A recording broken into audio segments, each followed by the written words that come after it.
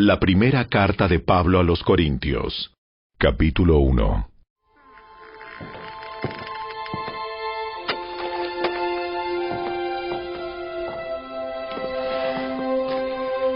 Yo, Pablo, elegido por la voluntad de Dios para ser un apóstol de Cristo Jesús, escribo esta carta junto con nuestro hermano Sóstenes. Va dirigida a la iglesia de Dios en Corinto, a ustedes que han sido llamados por Dios para ser su pueblo santo. Él los hizo santos por medio de Cristo Jesús, tal como lo hizo con todos los que en todas partes invocan el nombre de nuestro Señor Jesucristo, Señor de ellos y de nosotros.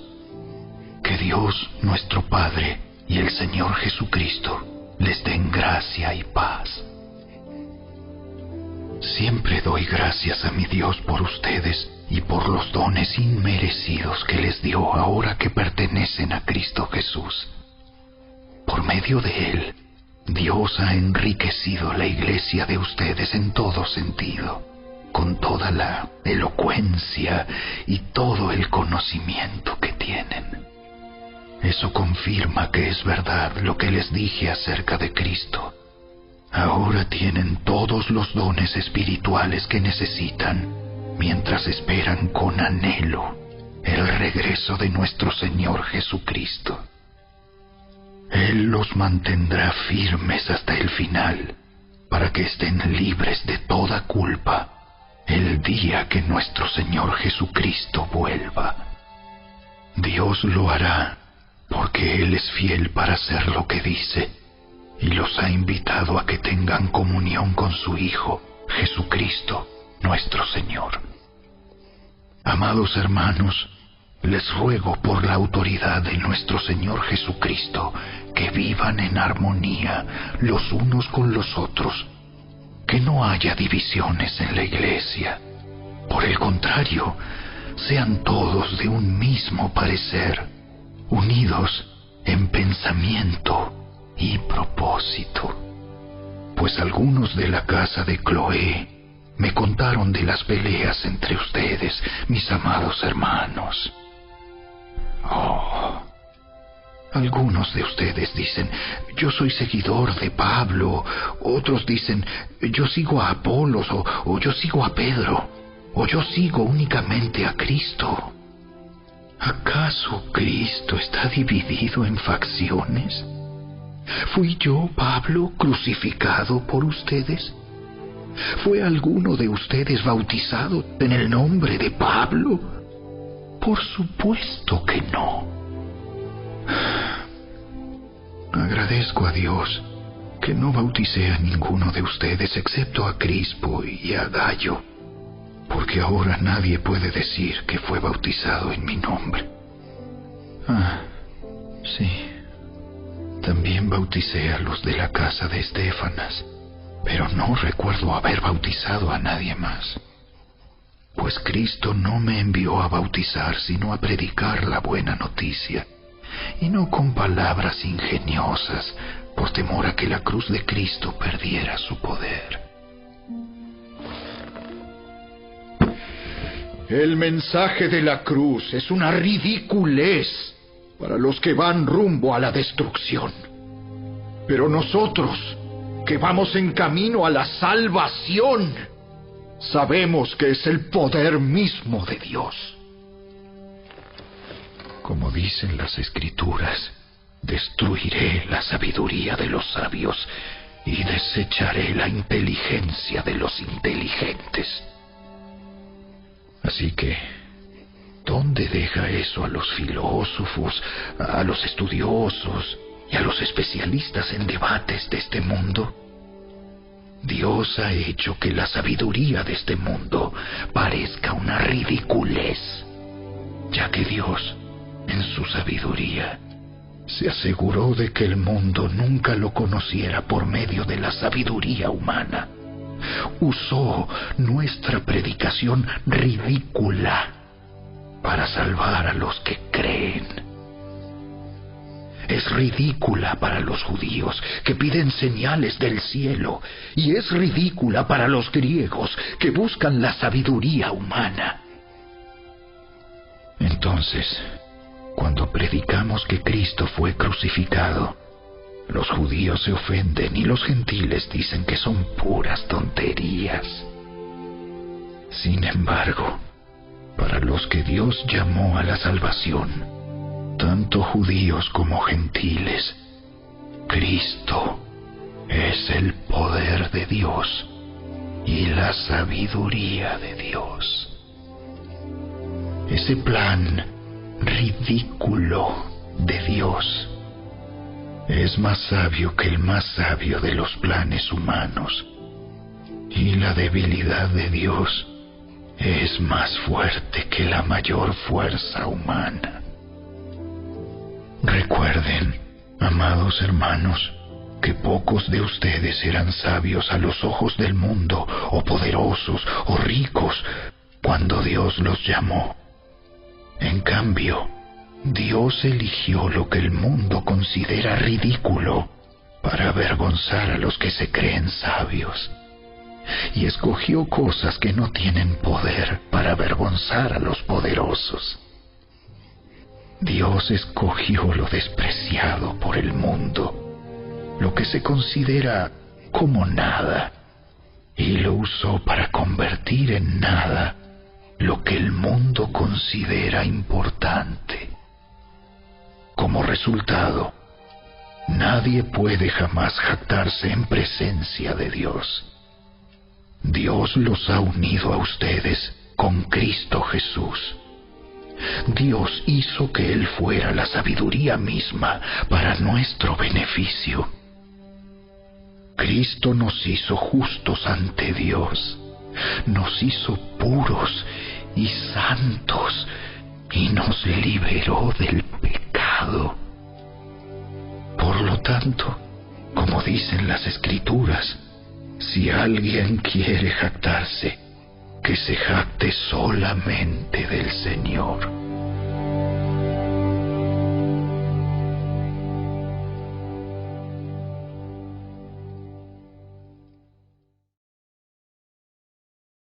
Capítulo 2. Amados hermanos, la primera vez que los visité, no me valí de palabras elevadas ni de una sabiduría impresionante para contarles acerca del plan secreto de Dios, pues decidí que mientras estuviera con ustedes, olvidaría todo excepto a Jesucristo, el que fue crucificado. Me acerqué a ustedes en debilidad, con timidez y temblor, y mi mensaje y mi predicación fueron muy sencillos. En lugar de usar discursos ingeniosos y persuasivos, confié solamente en el poder del Espíritu Santo. Lo hice así para que ustedes no confiaran en la sabiduría humana, sino en el poder de Dios.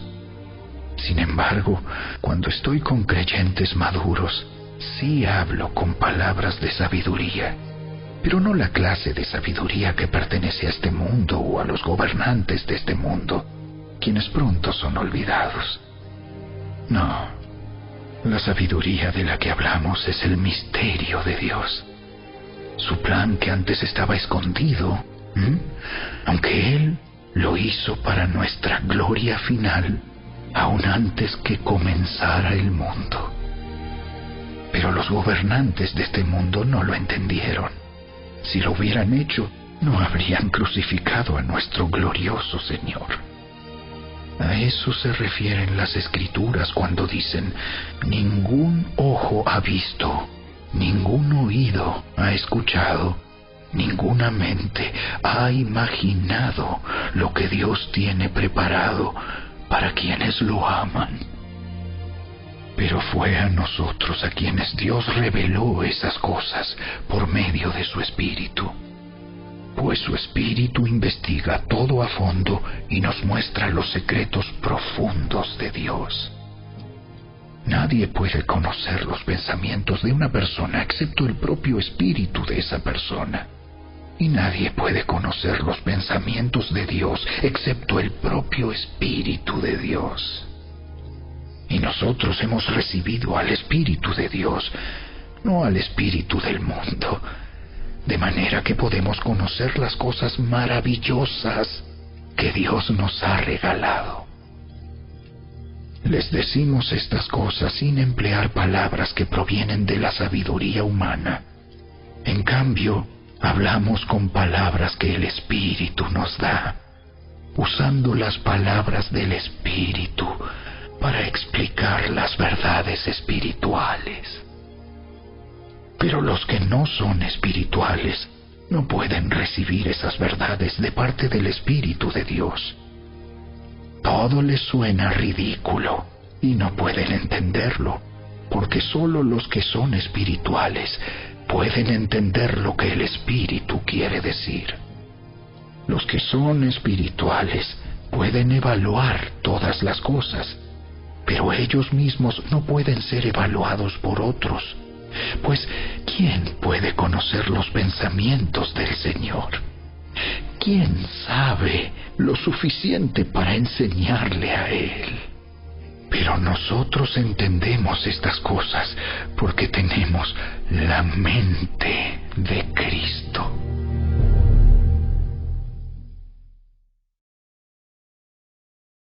Capítulo 3. Amados hermanos, cuando estuve con ustedes, no pude hablarles como lo haría con personas espirituales. Tuve que hablarles como si pertenecieran a este mundo o como si fueran niños en Cristo. Tuve que alimentarlos con leche, no con alimento sólido, porque no estaban preparados para algo más sustancioso. Y aún no están preparados, porque todavía están bajo el control de su naturaleza pecaminosa. Tienen celos unos de otros y se pelean entre sí.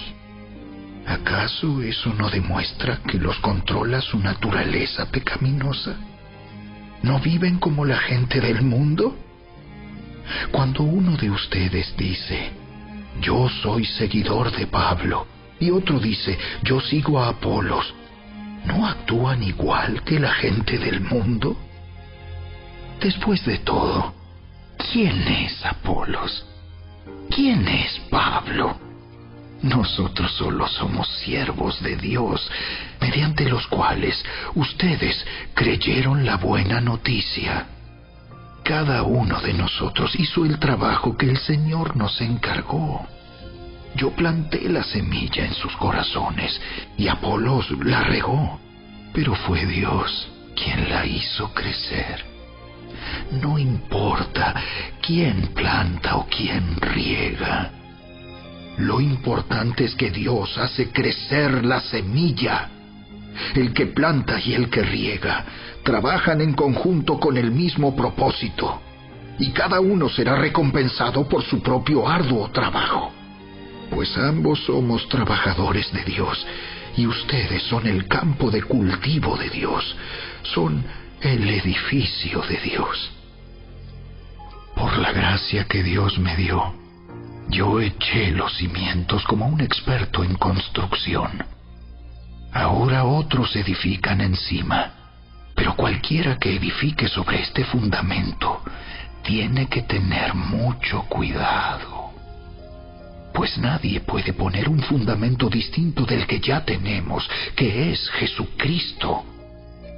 El que edifique sobre este fundamento podrá usar una variedad de materiales: oro, plata, joyas, madera, heno o paja. Pero el día del juicio, el fuego revelará la clase de obra que cada constructor ha hecho. El fuego mostrará si la obra de alguien tiene algún valor. Si la obra permanece, ese constructor recibirá una recompensa. Pero si la obra se consume, el constructor sufrirá una gran pérdida. El constructor se salvará, pero como quien apenas se escapa atravesando un muro de llamas. ¿No se dan cuenta de que todos ustedes juntos son el templo de Dios y que el Espíritu de Dios vive en ustedes? Dios destruirá a cualquiera que destruya este templo, pues el templo de Dios es santo y ustedes son este templo. Dejen de engañarse a sí mismos. Si piensan que son sabios de acuerdo con los criterios de este mundo, necesitan volverse necios para ser verdaderamente sabios. Pues la sabiduría de este mundo es necedad para Dios. Como dicen las Escrituras, Él atrapa a los sabios en la trampa de su propia astucia. Y también el Señor conoce los pensamientos de los sabios, sabe que no valen nada. Así que no se jacten de seguir a un líder humano en particular, pues a ustedes les pertenece todo, ya sea Pablo, o Apolos, o Pedro, o el mundo, o la vida y la muerte, o el presente y el futuro. Todo les pertenece a ustedes, y ustedes pertenecen a Cristo, y Cristo pertenece a Dios.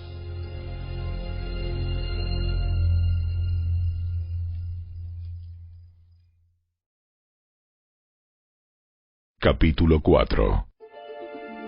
Así que a Apolos y a mí, considérennos como simples siervos de Cristo, a quienes se nos encargó la tarea de explicar los misterios de Dios.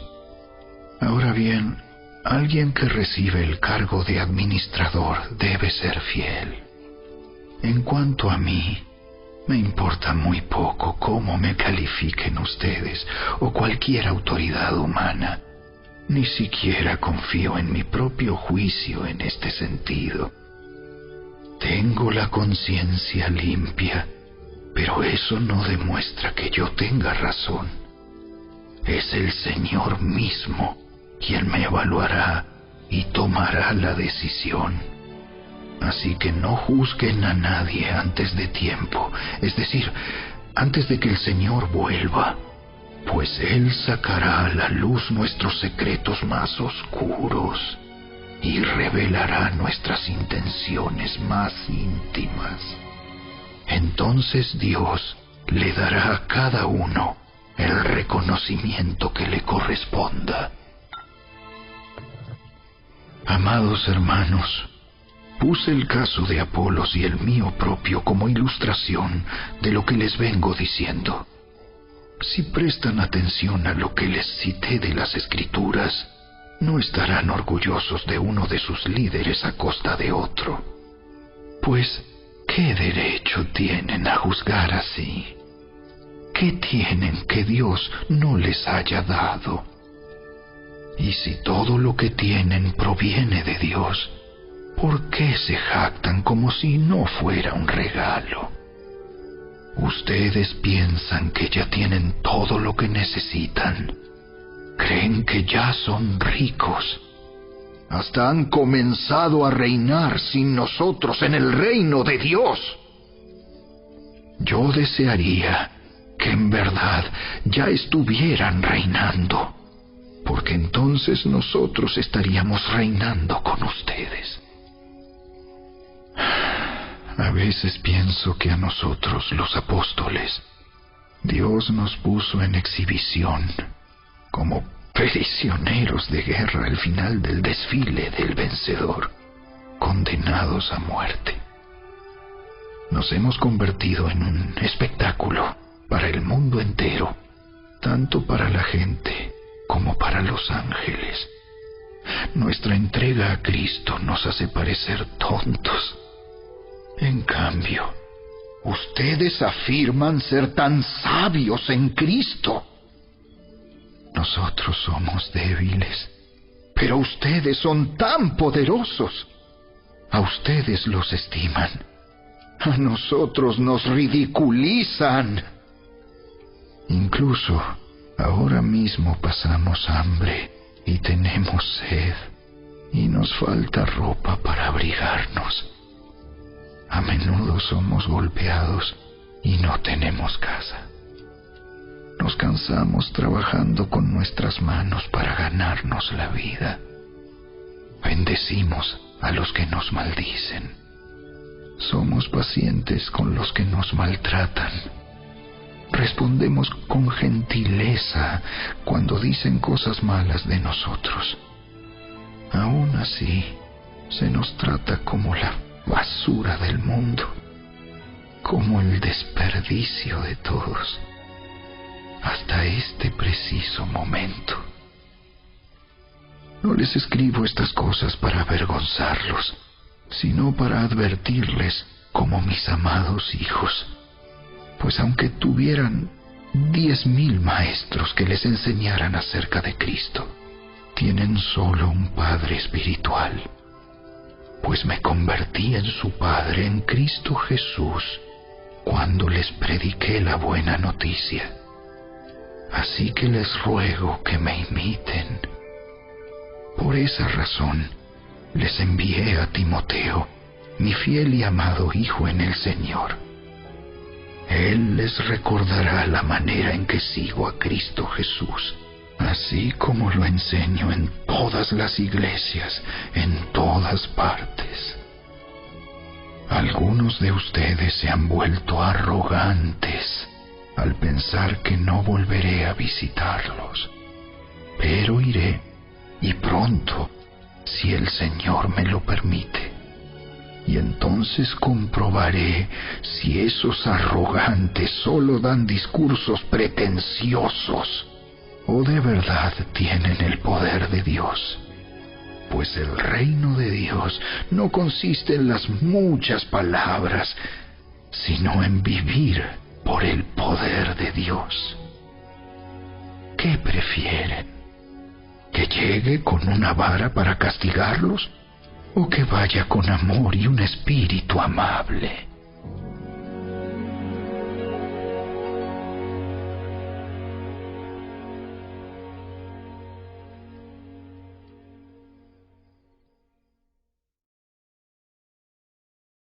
Capítulo 5.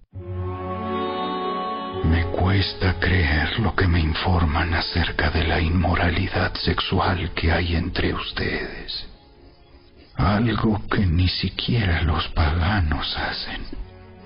Me dicen que un hombre de su iglesia vive en pecado con su madrastra. Ustedes están muy orgullosos de sí mismos. En cambio, deberían estar llorando de dolor y vergüenza y echar a ese hombre de la congregación. Aunque no estoy con ustedes en persona, sí lo estoy en el espíritu. Y como si estuviera ahí, ya emití mi juicio sobre ese hombre. En el nombre del Señor Jesús, ustedes deben convocar a una reunión de la iglesia. Yo estaré presente en espíritu, igual que el poder de nuestro Señor Jesús. Entonces deben expulsar a ese hombre y entregárselo a Satanás, para que su naturaleza pecaminosa sea destruida y él mismo sea salvo el día que el Señor vuelva. Es terrible que se jacten sobre dicho asunto. ¿No se dan cuenta de que ese pecado es como un poco de levadura que impregna toda la masa? Desháganse de la vieja levadura, quitando a ese perverso de entre ustedes. Entonces serán como una nueva masa preparada sin levadura, que es lo que realmente son. Cristo, nuestro Cordero Pascual, ha sido sacrificado por nosotros. Por lo tanto, celebremos el festival, no con el viejo pan de perversidad y maldad, sino con el nuevo pan de sinceridad y verdad. Cuando les escribí anteriormente, les dije que no se relacionaran con personas que se entregan al pecado sexual. Pero no me refería a los incrédulos que se entregan al pecado sexual, o son avaros, o estafadores, o rinden culto a ídolos. Uno tendría que salir de este mundo para evitar gente como esa. Lo que quise decir es: no se relacionen con ninguno que afirma ser creyente y aún así se entrega al pecado sexual, o es avaro, o rinde culto a ídolos, o insulta, o es borracho, o estafador. Ni siquiera coman con esa gente. No es mi deber juzgar a los de afuera, pero sí es responsabilidad de ustedes juzgar a los que son de la iglesia y están en pecado. Dios juzgará a los de afuera, pero como dicen las Escrituras, quiten al malvado de entre ustedes.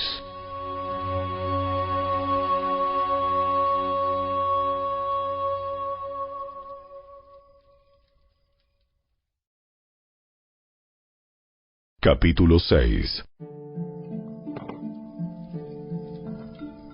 Cuando uno de ustedes tiene un conflicto con otro creyente, ¿cómo se atreve a presentar una demanda y a pedirle a un tribunal secular que decida sobre el asunto, en lugar de llevarlo ante otros creyentes? ¿No se dan cuenta de que algún día nosotros los creyentes juzgaremos al mundo?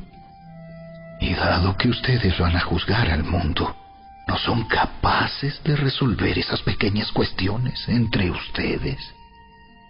¿No se dan cuenta de que juzgaremos a los ángeles? Así que deberían ser capaces de resolver los conflictos comunes y corrientes que ocurren en esta vida. Si tienen conflictos legales acerca de tales asuntos, ¿por qué acuden a jueces que son de afuera y no son respetados por la iglesia? Digo esto para que se avergüencen. No hay nadie en toda la iglesia con suficiente sabiduría para decidir sobre esos temas. En cambio, un creyente demanda a otro, justo frente a los incrédulos. El hecho de que tengan semejantes demandas legales unos contra otros es en sí una derrota para ustedes. ¿Por qué mejor no aceptar la injusticia y dejar el asunto como está? ¿Por qué no se dejan estafar? En cambio, son ustedes mismos los que hacen lo malo y estafan aún a sus propios hermanos en Cristo. ¿No se dan cuenta de que los que hacen lo malo no heredarán el reino de Dios? No se engañen a sí mismos. Los que se entregan al pecado sexual, o rinden culto a ídolos, o cometen adulterio, o son prostitutos, o practican la homosexualidad, o son ladrones, o avaros, o borrachos, o insultan o estafan a la gente, ninguno de esos heredará el reino de Dios. Algunos de ustedes antes eran así, pero fueron limpiados, fueron hechos santos, fueron hechos justos ante Dios al invocar el nombre del Señor Jesucristo y por el Espíritu de nuestro Dios.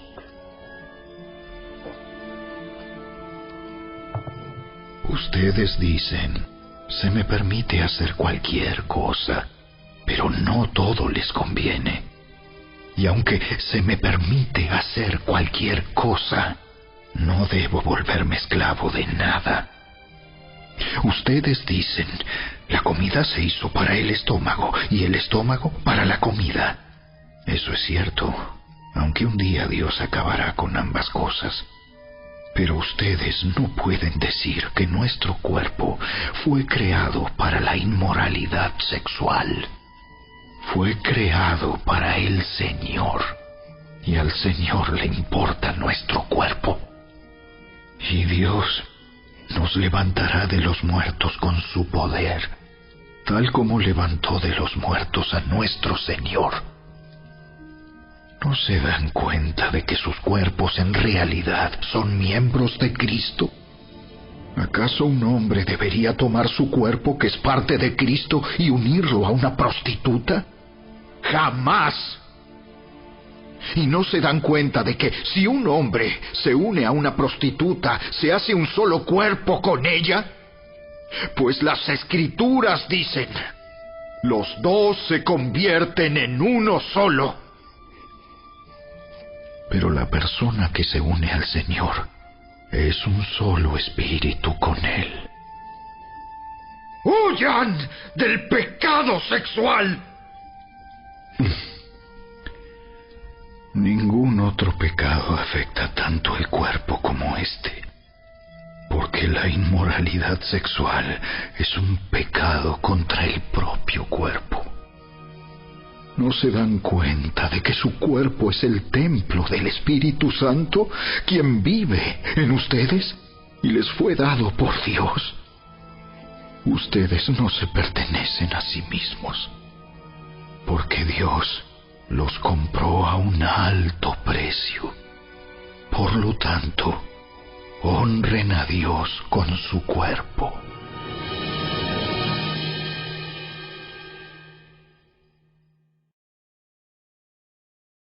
Capítulo 7.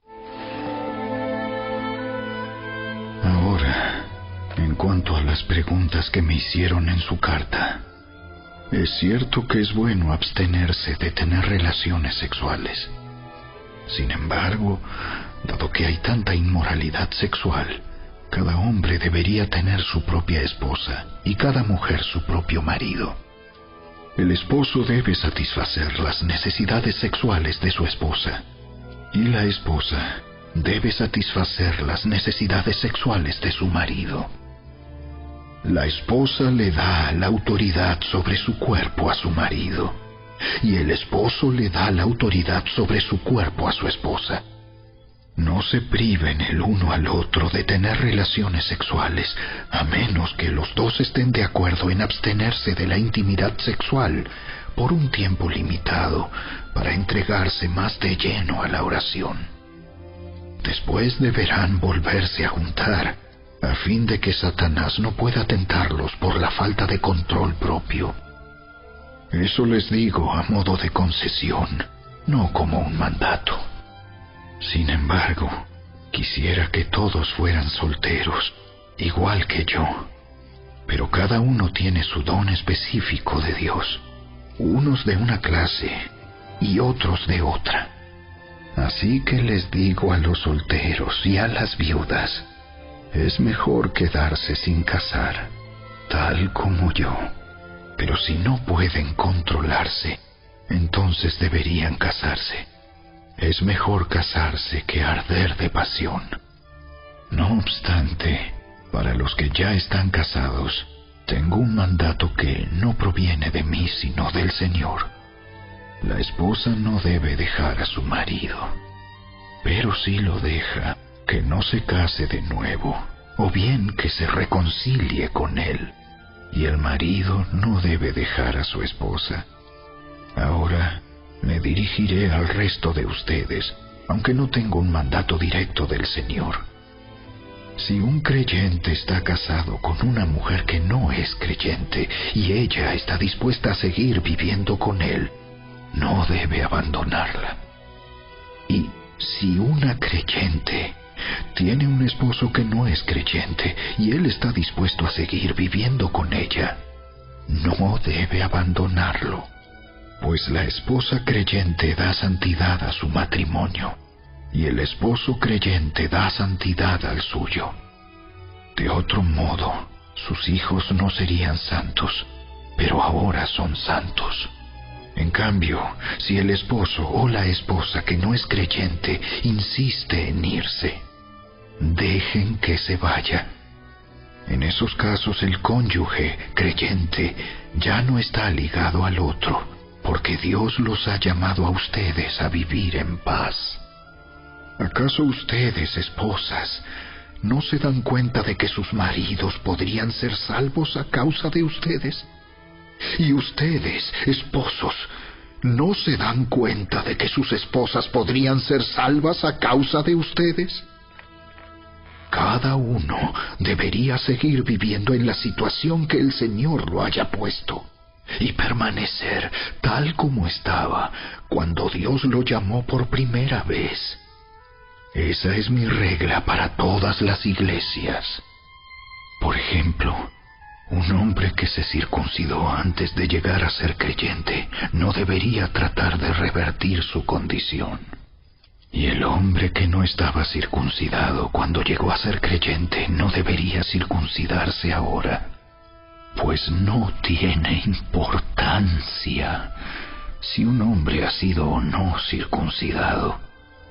Lo importante es cumplir los mandamientos de Dios. Cada uno debería permanecer tal como estaba cuando Dios lo llamó. ¿Eres un esclavo? No dejes que eso te preocupe. Sin embargo, si tienes la oportunidad de ser libre, aprovéchala. Y recuerda, si eras un esclavo cuando el Señor te llamó, ahora eres libre en el Señor. Y si eras libre cuando el Señor te llamó, ahora eres un esclavo de Cristo. Dios pagó un alto precio por ustedes, así que no se dejen esclavizar por el mundo. Amados hermanos, cada uno debería permanecer tal como estaba cuando Dios lo llamó por primera vez. Ahora, con respecto a la pregunta acerca de las jóvenes que todavía no se han casado, para ellas no tengo ningún mandato del Señor.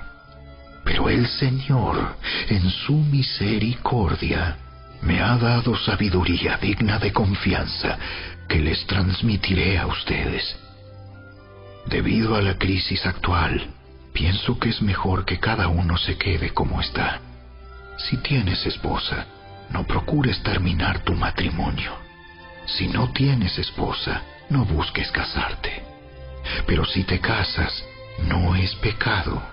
Y si una joven se casa, tampoco es pecado. Sin embargo, los que se casen en este tiempo tendrán problemas, y estoy tratando de evitárselos. Déjenme decirles lo siguiente, amados hermanos. El tiempo que queda es muy breve, así que de ahora en adelante, los que estén casados no deberían concentrarse únicamente en su matrimonio. Los que lloran, o los que se alegran, o los que compran cosas, no deberían ser absorbidos por sus lágrimas, ni su alegría, ni sus posesiones. Los que usan las cosas del mundo no deberían apegarse a ellas, pues este mundo, tal como lo conocemos, pronto desaparecerá. Quisiera que estén libres de las preocupaciones de esta vida. Un soltero puede invertir su tiempo en hacer la obra del Señor y en pensar cómo agradarlo a Él. Pero el casado tiene que pensar en sus responsabilidades terrenales y en cómo agradar a su esposa. Sus intereses están divididos. De la misma manera, una mujer que ya no está casada o que nunca se ha casado puede dedicarse al Señor y ser santa en cuerpo y en espíritu. Pero una mujer casada tiene que pensar en sus responsabilidades terrenales y en cómo agradar a su esposo.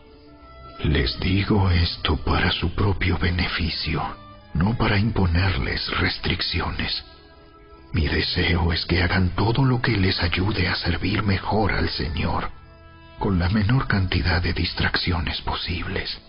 No obstante, si un hombre piensa que está tratando a su prometida en forma impropia y que inevitablemente cederá a sus pasiones, que se case con ella como él desea. No es pecado, Pero si ha decidido con toda firmeza no casarse, y no hay urgencia y puede controlar sus pasiones, hace bien en no casarse.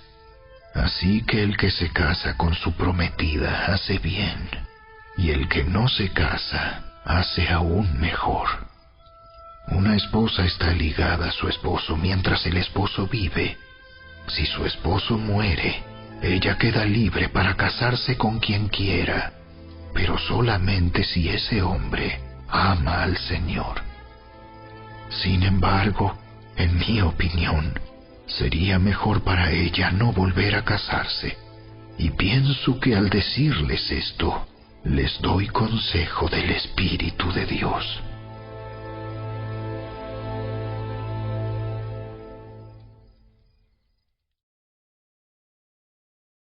Capítulo 8.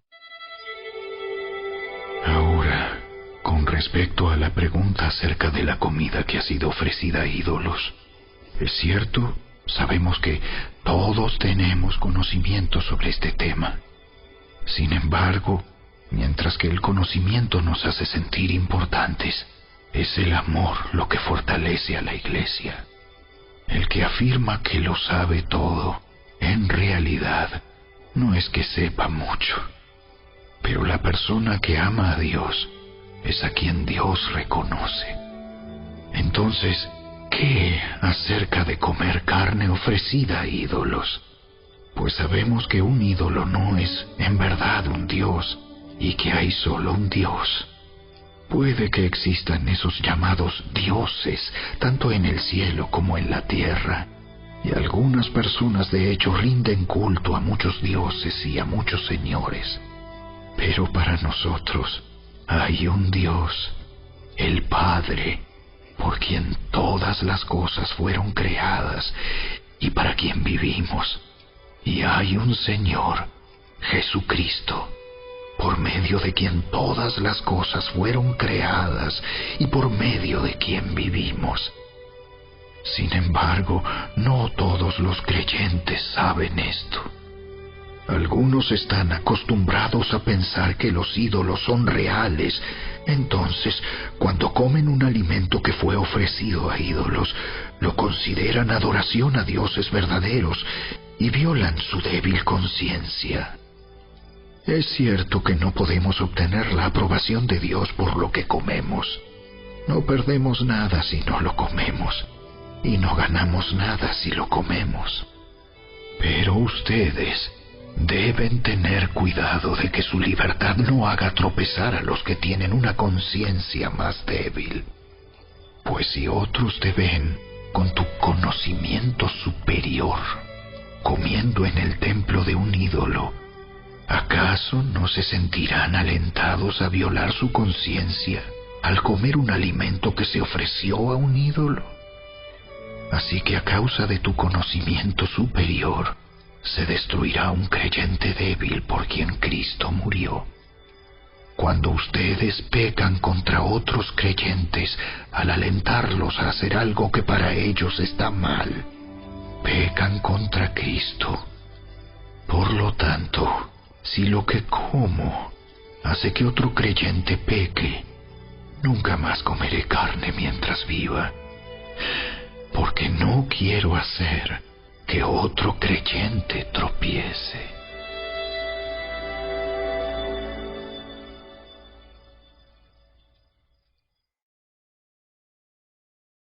Capítulo 9. ¿Acaso no soy tan libre como cualquier otro? ¿No soy apóstol? ¿No he visto a Jesús nuestro Señor con mis propios ojos? ¿No es gracias a mi trabajo que ustedes pertenecen al Señor? Aunque otros piensen que no soy apóstol, ciertamente para ustedes lo soy. Ustedes mismos son la prueba de que soy apóstol del Señor. Esta es mi respuesta a los que cuestionan mi autoridad.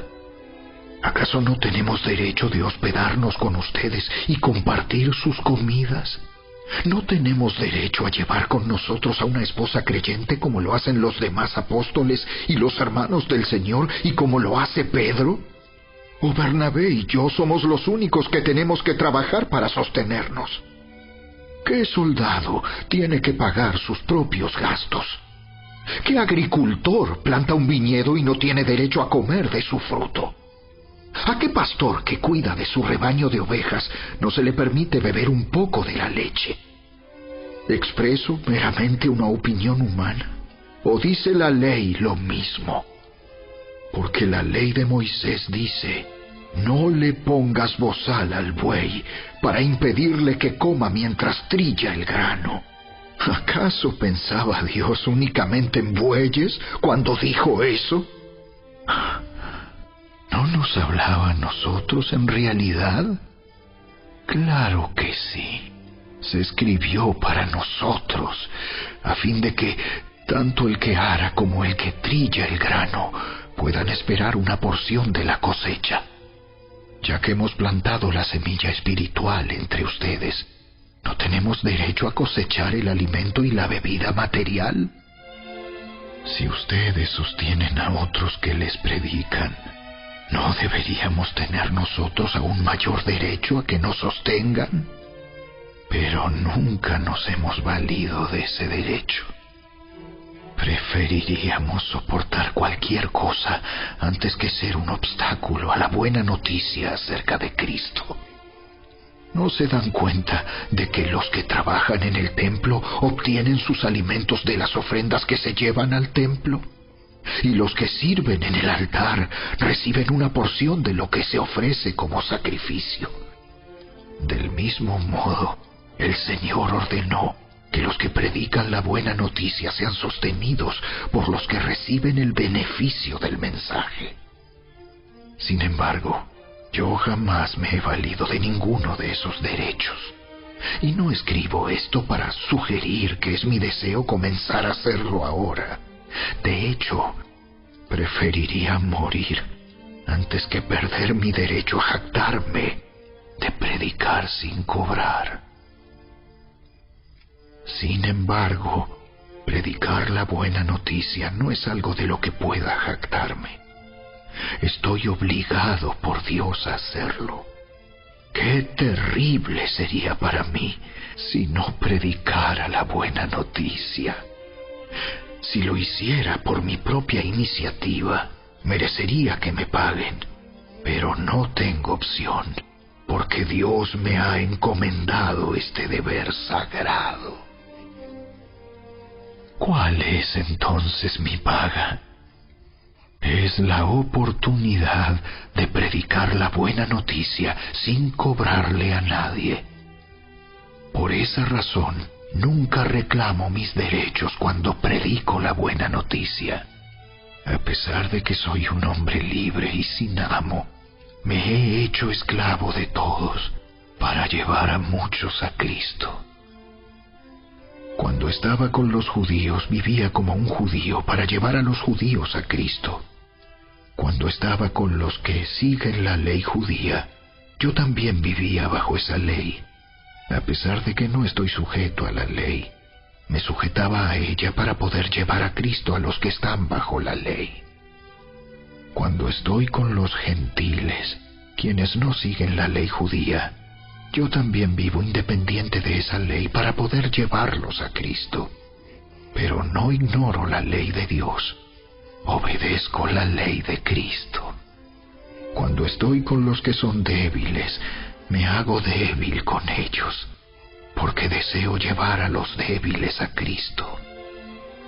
Sí, con todos trato de encontrar algo que tengamos en común, y hago todo lo posible para salvar a algunos. Hago lo que sea para difundir la buena noticia y participar de sus bendiciones. ¿No se dan cuenta de que en una carrera todos corren, pero solo una persona se lleva el premio? Así que corran para ganar. Todos los atletas se entrenan con disciplina. Lo hacen para ganar un premio que se desvanecerá. Pero nosotros lo hacemos por un premio eterno. Por eso yo corro cada paso con propósito. No solo doy golpes al aire, disciplino mi cuerpo como lo hace un atleta. Lo entreno para que haga lo que debe hacer. De lo contrario, temo que después de predicarles a otros, yo mismo quede descalificado.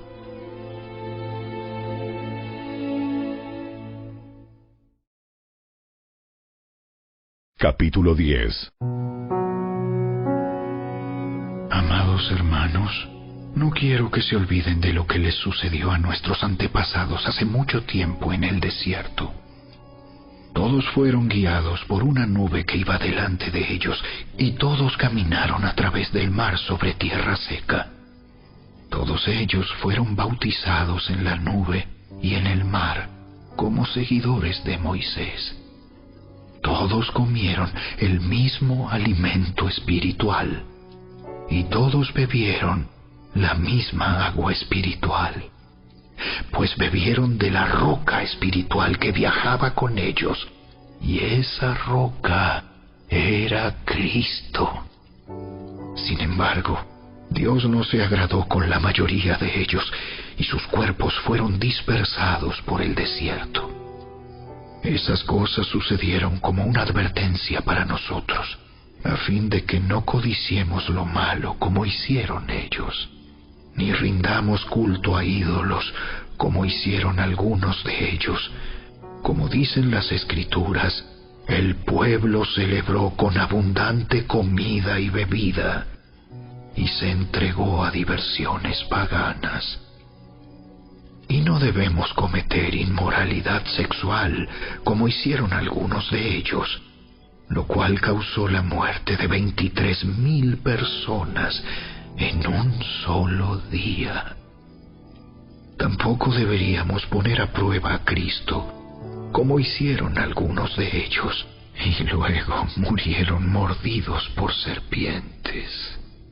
Y no murmuren como lo hicieron algunos de ellos, y luego el ángel de la muerte los destruyó.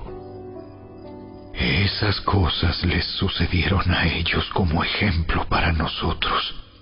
Se pusieron por escrito para que nos sirvieran de advertencia a los que vivimos en el fin de los tiempos. Si ustedes piensan que están firmes, tengan cuidado de no caer. Las tentaciones que enfrentan en su vida no son distintas de las que otros atraviesan. Y Dios es fiel. No permitirá que la tentación sea mayor de lo que puedan soportar. Cuando sean tentados, Él les mostrará una salida para que puedan resistir. Por lo tanto, mis queridos amigos, huyan de la adoración a los ídolos. Ustedes son personas razonables. Juzguen por sí mismos si lo que digo es cierto. Cuando bendecimos la copa en la mesa del Señor, ¿no participamos en la sangre de Cristo? Y cuando partimos el pan, ¿no participamos en el cuerpo de Cristo? Aunque somos muchos, todos comemos de un mismo pan, con lo cual demostramos que somos un solo cuerpo. Piensen en el pueblo de Israel. ¿No estaban unidos al comer de los sacrificios del altar? ¿Qué es lo que trato de decir? ¿Que la comida ofrecida a ídolos tiene alguna importancia o que los ídolos son dioses verdaderos? No, de ninguna manera. Lo que digo es que esos sacrificios se ofrecen a los demonios, no a Dios. Y no quiero que ustedes tengan parte con los demonios. Ustedes no pueden beber de la copa del Señor y también de la copa de los demonios. No pueden comer de la mesa del Señor y también de la mesa de los demonios. ¿Qué? ¿Acaso nos atreveremos a despertar los celos del Señor? ¿Piensan que somos más fuertes que Él? Ustedes dicen, se me permite hacer cualquier cosa, pero no todo les conviene. Dicen, se me permite hacer cualquier cosa, pero no todo trae beneficio. No se preocupen por su propio bien, sino por el bien de los demás. Así que pueden comer cualquier carne que se venda en el mercado, sin preguntar nada por motivos de conciencia, pues la tierra es del Señor y todo lo que hay en ella. Si alguien que no es creyente los invita a cenar a su casa, acepten la invitación si desean. Coman todo lo que les ofrezcan, sin preguntar nada por motivos de conciencia. Pero supongamos que alguien les dice, esta carne se ofreció a un ídolo. No la coman, por respeto a la conciencia del que lo dijo. Tal vez no sea una cuestión de conciencia para ustedes, pero lo es para la otra persona. Pues ¿por qué tendría que ser restringida mi libertad por lo que piensa otra persona? Si puedo darle gracias a Dios por la comida y disfrutarla, ¿por qué debería ser condenado por comerla? Así que, sea que coman o beban o cualquier otra cosa que hagan, háganlo todo para la gloria de Dios. No ofendan a los judíos, ni a los gentiles, ni a la iglesia de Dios. Yo también trato de complacer a todos en todo lo que hago. No hago solo lo que es mejor para mí. Hago lo que es mejor para otros, a fin de que muchos sean salvos.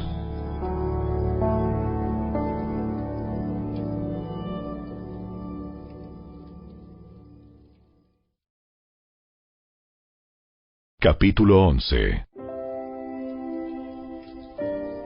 Y ustedes deberían imitarme a mí, así como yo imito a Cristo. Cuánto me alegro de que ustedes siempre me tienen en sus pensamientos y de que siguen las enseñanzas que les transmití. Pero hay algo que quiero que sepan. La cabeza de todo hombre es Cristo. La cabeza de la mujer es el hombre y la cabeza de Cristo es Dios. El hombre deshonra su cabeza si se cubre la cabeza mientras ora o profetiza. En cambio, la mujer deshonra su cabeza si ora o profetiza sin cubrirse la cabeza, porque es como si se la rapara. Efectivamente, si ella se niega a ponerse algo para cubrirse la cabeza, debería cortarse todo el cabello, ya que es vergonzoso que la mujer se corte el cabello o se rape la cabeza. Debería cubrírsela con algo. El hombre no debería ponerse nada sobre la cabeza cuando adora a Dios, porque el hombre fue hecho a la imagen de Dios y refleja la gloria de Dios, y la mujer refleja la gloria del hombre. Pues el primer hombre no provino de ninguna mujer, sino que la primera mujer provino de un hombre. Y el hombre no fue hecho para la mujer, sino que la mujer fue hecha para el hombre. Por esta razón, y debido a que los ángeles observan, la mujer debería cubrirse la cabeza para mostrar que está bajo autoridad. Sin embargo, entre el pueblo del Señor, las mujeres no son independientes de los hombres, y los hombres no son independientes de las mujeres. Pues aunque la primera mujer provino de un hombre, todos los demás hombres nacieron de una mujer, y todo proviene de Dios. Juzguen por sí mismos.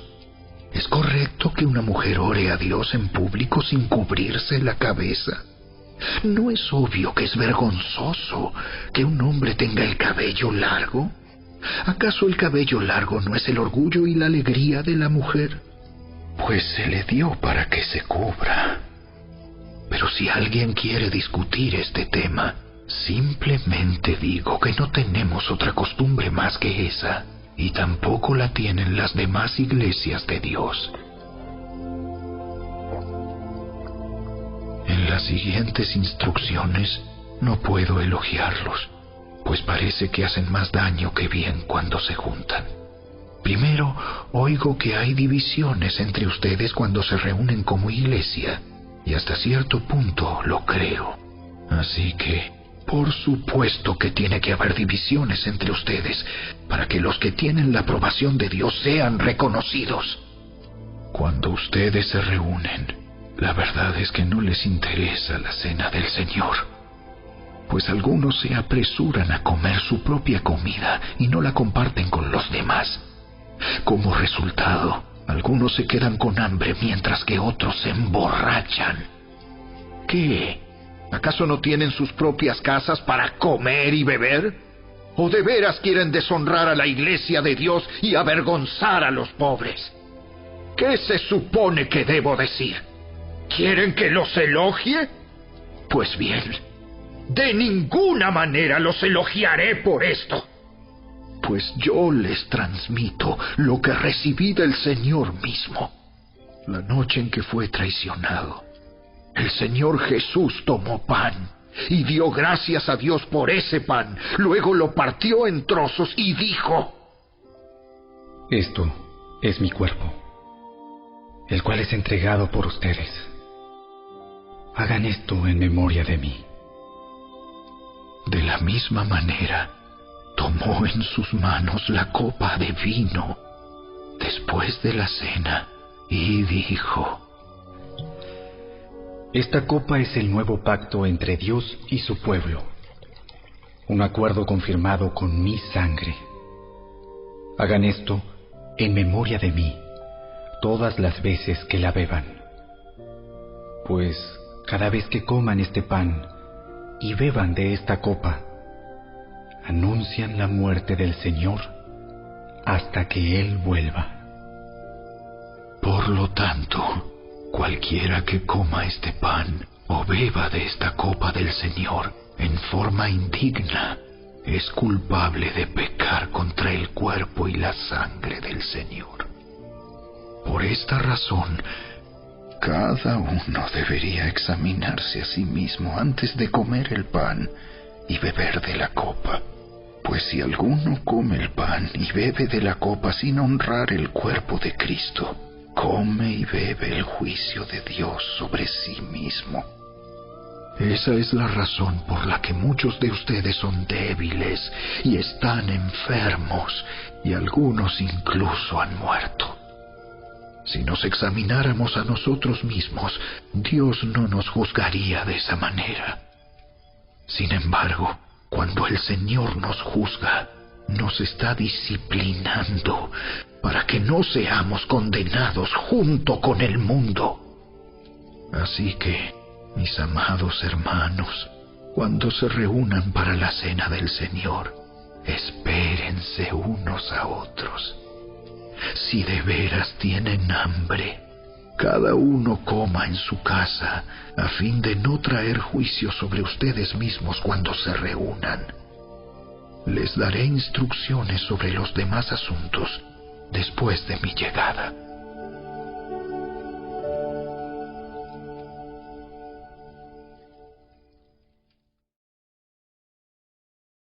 Capítulo 12.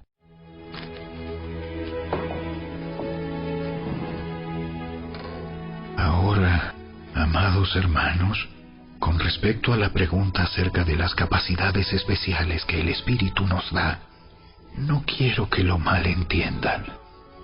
Ustedes saben que cuando todavía eran paganos, fueron llevados por mal camino y arrastrados a rendir culto a ídolos mudos. Por lo tanto, quiero que sepan que nadie que habla por el Espíritu de Dios maldice a Jesús. Y nadie puede decir que Jesús es el Señor, excepto por el Espíritu Santo. Hay distintas clases de dones espirituales, pero el mismo Espíritu es la fuente de todos ellos. Hay distintas formas de servir, pero todos servimos al mismo Señor. Dios trabaja de maneras diferentes, pero es el mismo Dios quien hace la obra en todos nosotros. A cada uno de nosotros se nos da un don espiritual para que nos ayudemos mutuamente. A uno el Espíritu le da la capacidad de dar consejos sabios, A otro, el mismo Espíritu le da un mensaje de conocimiento especial. A otro, el mismo Espíritu le da gran fe. Y a alguien más, ese único Espíritu, le da el don de sanidad. A uno le da el poder para hacer milagros. Y a otro, la capacidad de profetizar. A alguien más le da la capacidad de discernir si un mensaje es del Espíritu de Dios o de otro espíritu. Todavía a otro se le da la capacidad de hablar en idiomas desconocidos, mientras que a otro se le da la capacidad de interpretar lo que se está diciendo. Es el mismo y único Espíritu quien distribuye todos esos dones. Solamente Él decide qué don cada uno debe tener. El cuerpo humano tiene muchas partes, pero las muchas partes forman un cuerpo entero.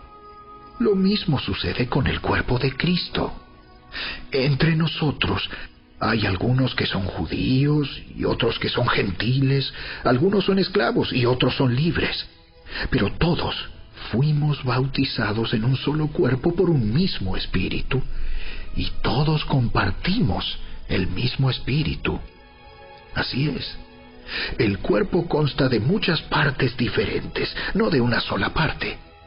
Si el pie dijera, no formo parte del cuerpo porque no soy mano, no por eso dejaría de ser parte del cuerpo.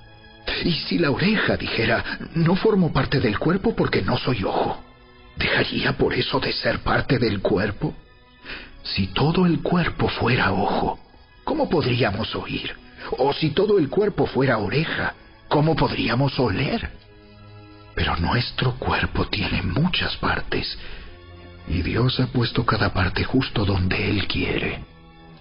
Qué extraño sería el cuerpo si tuviera solo una parte.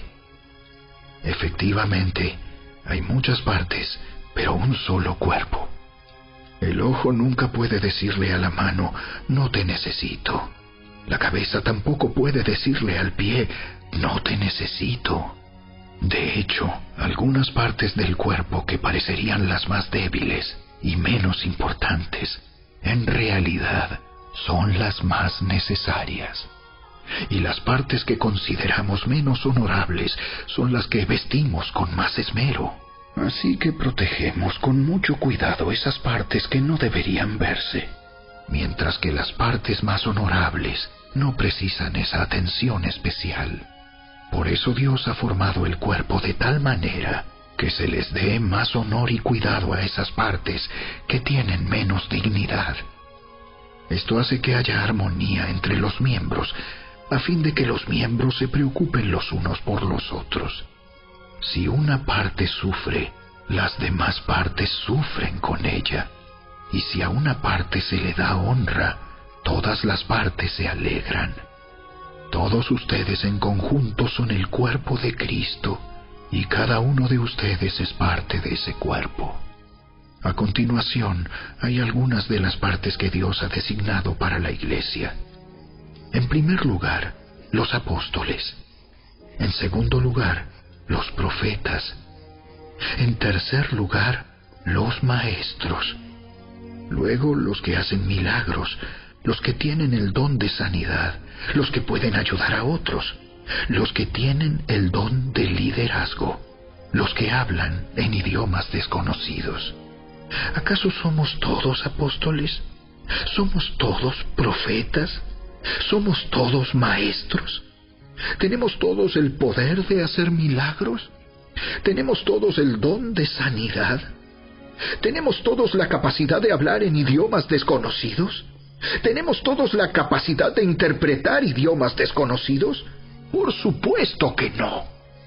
Por lo tanto, ustedes deberían desear encarecidamente los dones que son de más ayuda.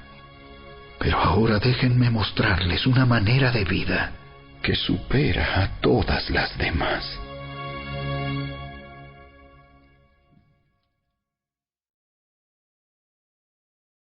Capítulo 13.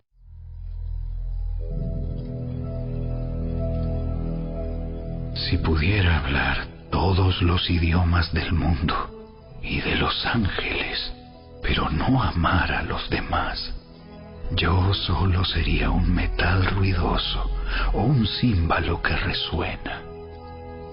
Si tuviera el don de profecía y entendiera todos los planes secretos de Dios y contara con todo el conocimiento, y si tuviera una fe que me hiciera capaz de mover montañas, pero no amara a otros, yo no sería nada.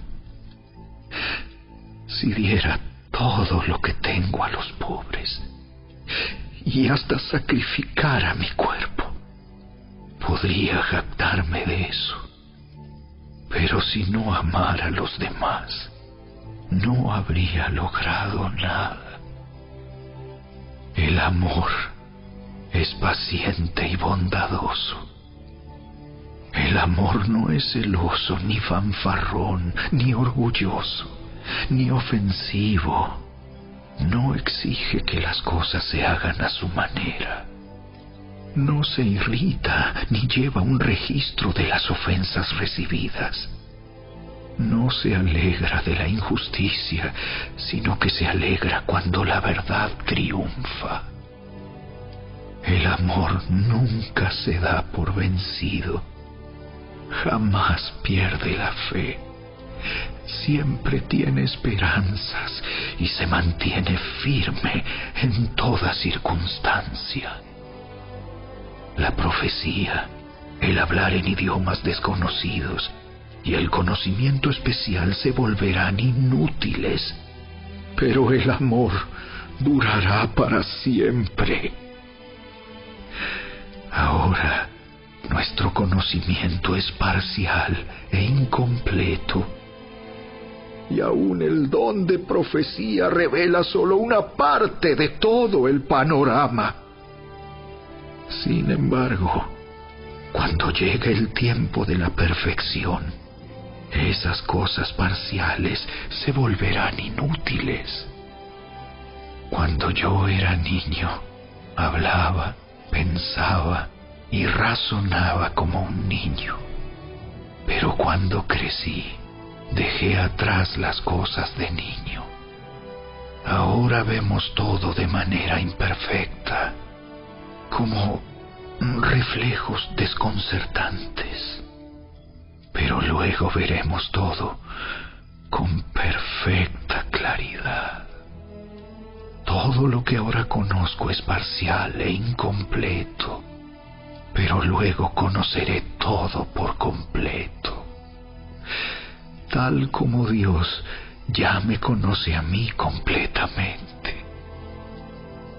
3 cosas durarán para siempre: la fe, la esperanza y el amor. Y la mayor de las 3 es el amor.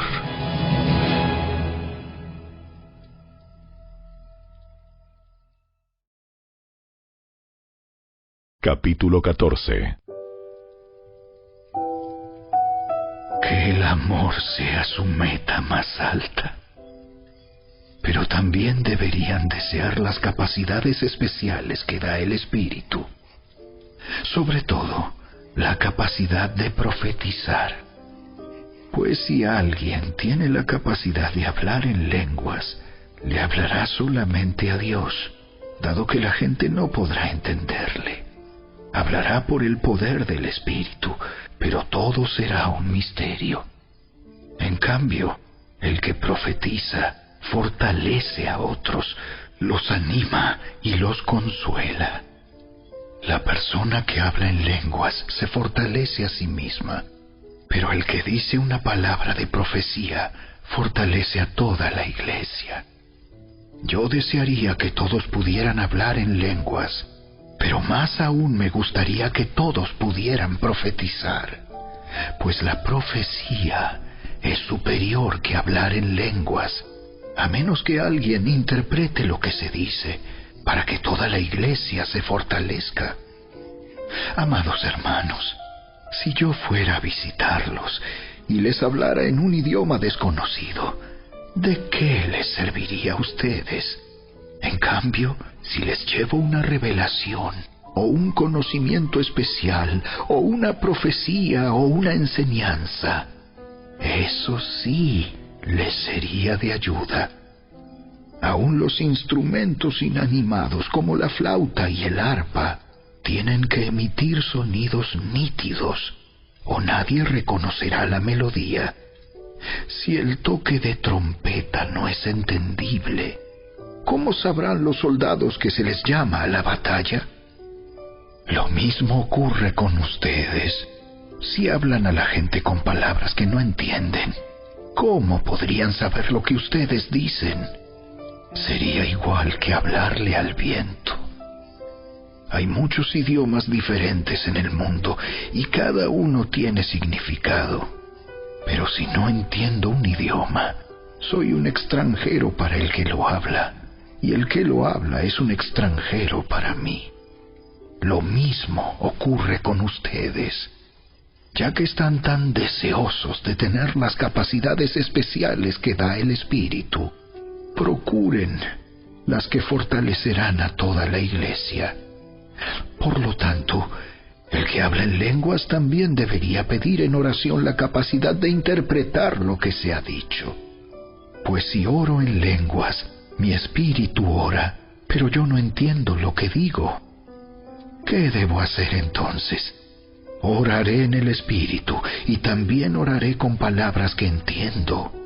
Cantaré en el espíritu y también cantaré con palabras que entiendo. Pues si alabas a Dios solamente en el espíritu, ¿cómo podrán los que no te entienden alabar a Dios contigo? ¿Cómo podrán unirse a tus agradecimientos cuando no entienden lo que dices? Tú darás gracias muy bien, pero eso no fortalecerá a la gente que te oye. Yo le agradezco a Dios que hablo en lenguas más que cualquiera de ustedes. Pero en una reunión de la iglesia, para ayudar a otros preferiría hablar 5 palabras comprensibles que 10,000 palabras en un idioma desconocido. Amados hermanos, no sean infantiles en su comprensión de estas cosas. Sean inocentes como bebés en cuanto a la maldad, pero maduros en la comprensión de asuntos como estos. En las Escrituras está escrito: hablaré a mi propio pueblo en idiomas extraños y mediante labios de extranjeros, pero aún así no me escucharán. Así que, como ven, el hablar en lenguas es una señal no para los creyentes, sino para los incrédulos. La profecía, sin embargo, es para el beneficio de los creyentes, no de los incrédulos. Aún así, si los incrédulos o la gente que no entiende esas cosas entran en la reunión de la iglesia y oyen a todos hablando en un idioma desconocido, pensarán que ustedes están locos. Pero si todos ustedes están profetizando y los incrédulos o la gente que no entiende esas cosas entran en la reunión, serán convencidos de pecado y juzgados por lo que ustedes dicen. Al escuchar sus pensamientos secretos quedarán al descubierto y caerán de rodillas y adorarán a Dios declarando: en verdad, Dios está aquí entre ustedes. Ahora bien, mis hermanos, hagamos un resumen. Cuando se reúnan, uno de ustedes cantará, otro enseñará, otro contará alguna revelación especial que Dios le haya dado, otro hablará en lenguas y otro interpretará lo que se dice. Pero cada cosa que se haga debe fortalecer a cada uno de ustedes. No más de 2 o 3 deberían hablar en lenguas. Deben hablar uno a la vez y que alguien interprete lo que ellos digan. Pero si no hay nadie presente que pueda interpretar, ellos deberán guardar silencio en la reunión de la iglesia y hablar en lenguas a Dios en forma privada. Que 2 o 3 personas profeticen y que los demás evalúen lo que se dice. Pero si alguien está profetizando y otra persona recibe una revelación del Señor, el que está hablando debe callarse. De esa manera, todos los que profeticen tendrán su turno para hablar, uno después de otro, para que todos aprendan y sean alentados. Recuerden que la gente que profetiza está en control de su espíritu y puede turnarse con otros, pues Dios no es Dios de desorden, sino de paz. Como en todas las reuniones del pueblo santo de Dios, las mujeres deben guardar silencio durante las reuniones de la iglesia. No es apropiado que hablen. Deben ser sumisas, tal como dice la ley. Si tienen preguntas, que le pregunten a su marido en casa, porque no es apropiado que las mujeres hablen en las reuniones de la iglesia. ¿O acaso piensan, corintios, que la palabra de Dios se originó con ustedes? ¿Son ustedes los únicos a quienes fue entregada? Si alguien afirma ser profeta o piensa que es espiritual, debería reconocer que lo que digo es un mandato del Señor mismo. Pero si no lo reconoce, Él tampoco será reconocido. Por lo tanto, mis amados hermanos, con todo corazón deseen profetizar y no prohíban que se hablen lenguas. Pero asegúrense de que todo se haga de forma apropiada y con orden.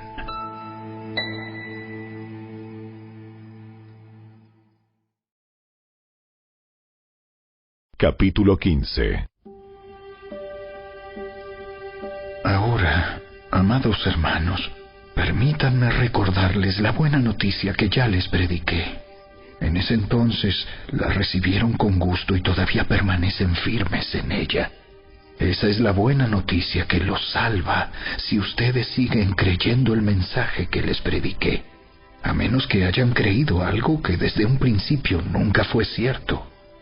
Yo les transmití a ustedes lo más importante y lo que se me había transmitido a mí también.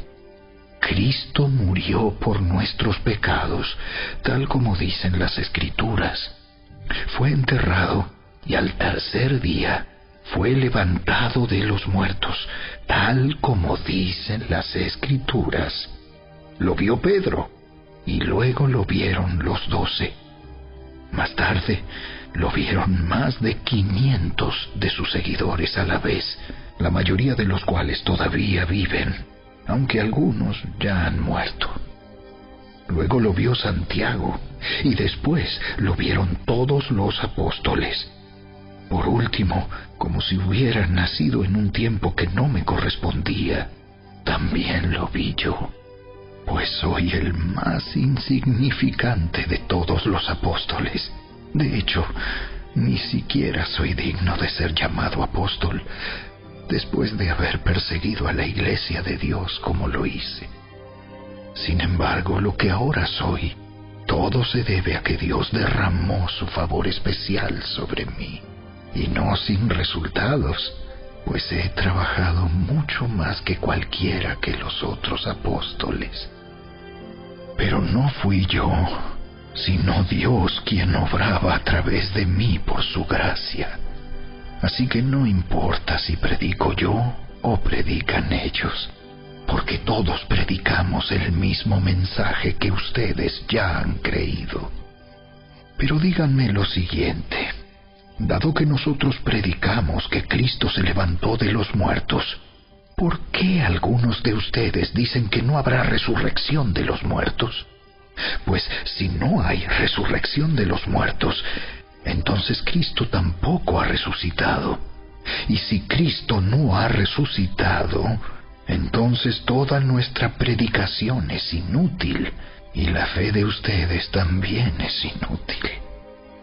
Y nosotros los apóstoles estaríamos todos mintiendo acerca de Dios, porque hemos dicho que Dios levantó a Cristo de la tumba. Así que eso no puede ser cierto si no hay resurrección de los muertos. Y si no hay resurrección de los muertos, entonces Cristo no ha resucitado. Y si Cristo no ha resucitado, entonces la fe de ustedes es inútil y todavía son culpables de sus pecados. En ese caso, todos los que murieron creyendo en Cristo están perdidos. Y si nuestra esperanza en Cristo es solo para esta vida, somos los más dignos de lástima de todo el mundo. Lo cierto es que Cristo sí resucitó de los muertos. Él es el primer fruto de una gran cosecha, el primero de todos los que murieron. Así que ya ven, tal como la muerte entró en el mundo por medio de un hombre, ahora la resurrección de los muertos ha comenzado por medio de otro hombre. Así como todos mueren porque todos pertenecemos a Adán, todos los que pertenecen a Cristo recibirán vida nueva. Pero esta resurrección tiene un orden. Cristo fue resucitado como el primero de la cosecha. Luego todos los que pertenecen a Cristo serán resucitados cuando Él regrese.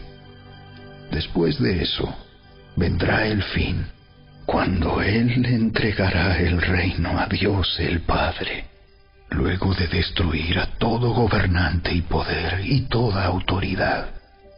Pues Cristo tiene que reinar hasta que humille a todos sus enemigos debajo de sus pies. Y el último enemigo que será destruido es la muerte. Pues las Escrituras dicen: Dios ha puesto todas las cosas bajo su autoridad. Claro que cuando dice todas las cosas están bajo su autoridad, no incluye a Dios mismo, quien le dio a Cristo su autoridad. Entonces, cuando todas las cosas estén bajo su autoridad, el Hijo se pondrá a sí mismo bajo la autoridad de Dios, para que Dios, quien le dio a su Hijo la autoridad sobre todas las cosas, sea completamente supremo sobre todas las cosas en todas partes. Si los muertos no serán resucitados, ¿para qué se bautiza la gente por los que están muertos? ¿Para qué hacerlo, a menos que los muertos algún día resuciten? ¿Y para qué nosotros, a todas horas, pondríamos en peligro nuestra vida? Pues juro, amados hermanos, que todos los días enfrento la muerte. Esto es tan cierto como el orgullo que siento por lo que Cristo Jesús, nuestro Señor, ha hecho en ustedes. ¿Y qué valor hubo en luchar contra las fieras salvajes, esa gente de Éfeso, si no habrá resurrección de los muertos? Y si no hay resurrección, comamos y bebamos, que mañana moriremos. No se dejen engañar por los que dicen semejantes cosas, porque las malas compañías corrompen el buen carácter. Piensen bien sobre lo que es correcto y dejen de pecar, pues para su vergüenza les digo que algunos de ustedes no conocen a Dios en absoluto. Pero alguien podría preguntar: ¿cómo resucitarán los muertos? ¿Qué clase de cuerpos tendrán? ¡Qué pregunta tan tonta! Cuando pones una semilla en la tierra, esta no crece y llega a ser una planta a menos que muera primero. Y lo que pones en el suelo no es la planta que crecerá, sino tan solo una simple semilla de trigo o de lo que estés sembrando. Luego Dios le da el cuerpo nuevo que Él quiere que tenga. De cada clase de semilla crece una planta diferente. De modo parecido, hay diferentes clases de carne.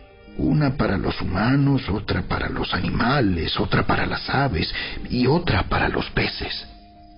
También hay cuerpos en los cielos y cuerpos sobre la tierra. La gloria de los cuerpos celestiales es diferente de la gloria de los cuerpos terrenales. El sol tiene una clase de gloria, mientras que la luna tiene otra, y las estrellas tienen otra.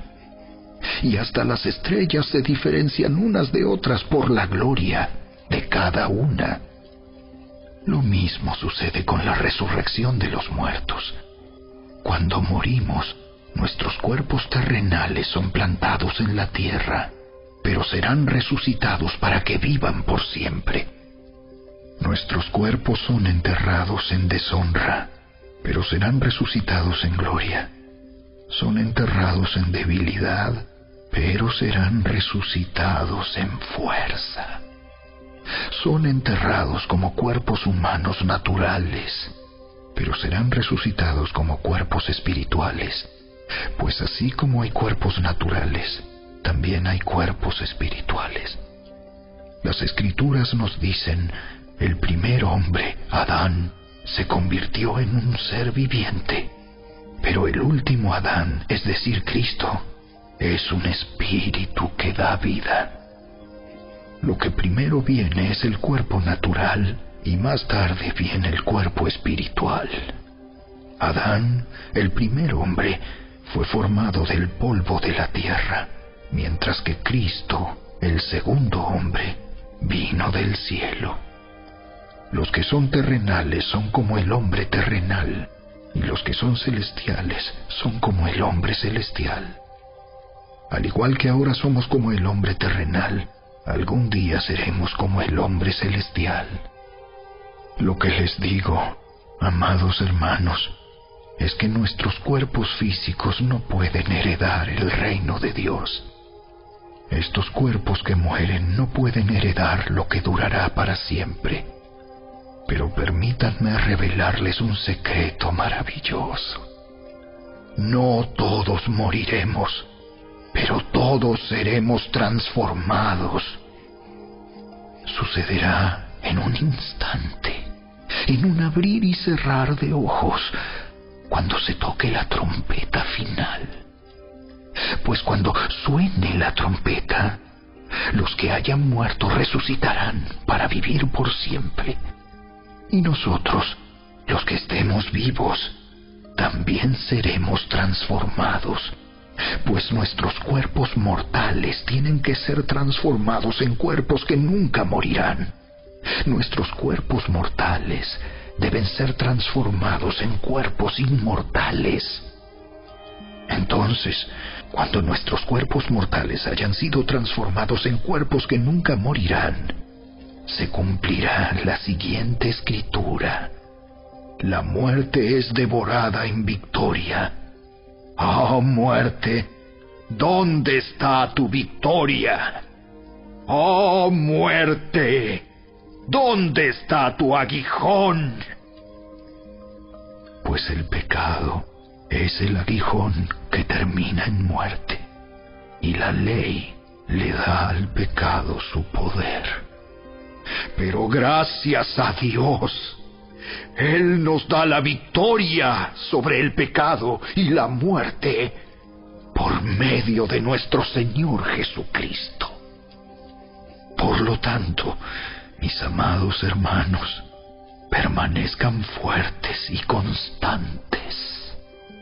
Trabajen siempre para el Señor con entusiasmo, porque ustedes saben que nada de lo que hacen para el Señor es inútil.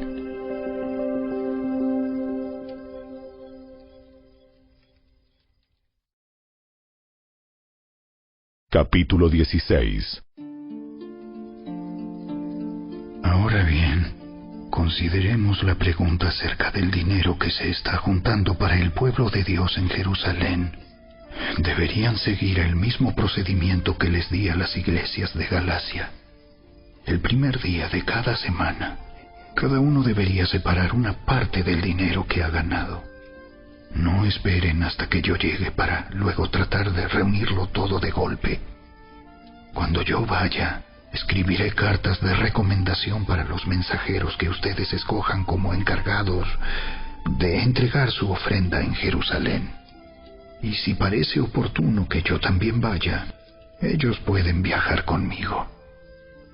Los visitaré después de haber ido a Macedonia, pues estoy pensando pasar por Macedonia. Tal vez me quede un tiempo con ustedes, quizá todo el invierno, y después podrán enviarme a mi próximo destino. Esta vez no quiero hacerles una visita corta nada más y luego seguir mi viaje. Deseo ir y quedarme un tiempo si el Señor me lo permite. Mientras tanto seguiré aquí en Éfeso hasta el festival de Pentecostés.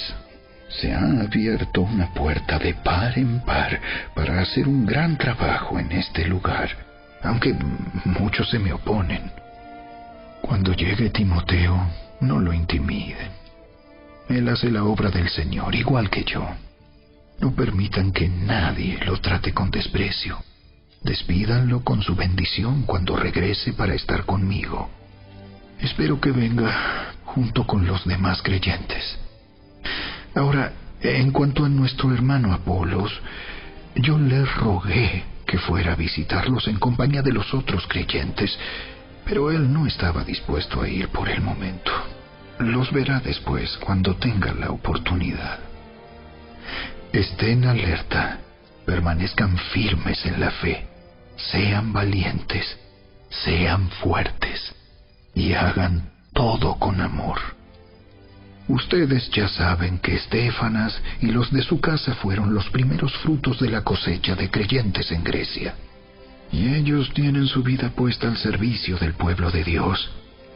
Les ruego, amados hermanos, que se sometan a ellos y a otros como ellos, que sirven con tanta devoción.